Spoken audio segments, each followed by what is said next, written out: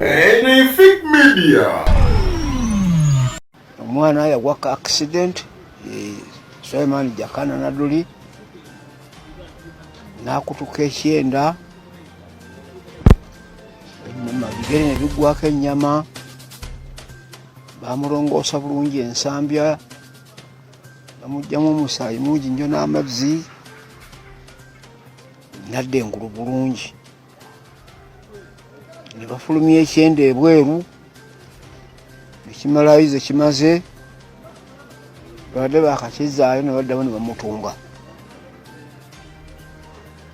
kakati ekyanzimuukiriza nga bamuyodde bamugambye nti n'okumusamba bamusambye olubuto nemmanya nti oyo mufu. Anyfic Media.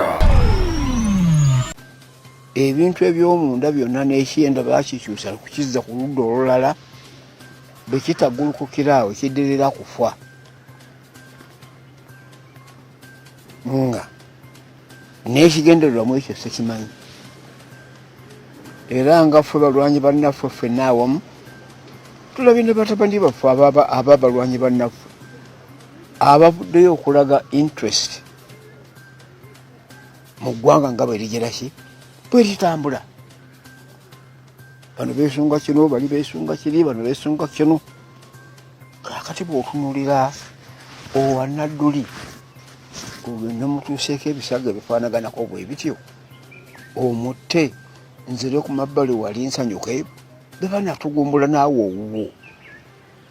bayinza n'okumutugumbula nga wagenda dda naye omwoyo gwe omukubanga ogw'omwoyo tegufa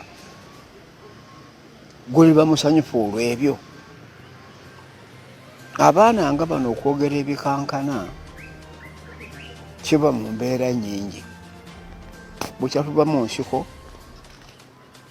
yigino zigenda kuwera myaka 4 nza yali owaana kuba nali wa 39 ngenda mu 8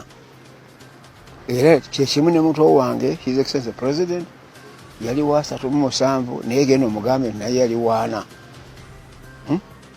naye agenda mu 8. Bw'otunuulira ebyo ng'otunudde emabega ng'abaana be tuzadde nga tuvudde mu nsiko basajja bakulu be bali mu paalamenti akasimu kaabula katya bw'obanga waliwo ekikunyiizizza n'ompita nti bw'oba ojja ne mutabani waffe ojja naye ne tutuula awantu ne twogera owange kino naye amaanyi obwanyi ajja kukiraba oli bwakugamba nti ffe tuli kigonya kiri mu mazzi ati muvudde ku bw'obuntu mufuuse bigonya mukozese obuyinza bwammwe n'amaanyi bimulina omwana wange mumutadde awaka kubanga ajjanjabibwa buli wiiki okujjako nga nemuwaddeyo yegatte ku bana abaagenda naye tumuwerekera agende kale eyo yapiiru yange.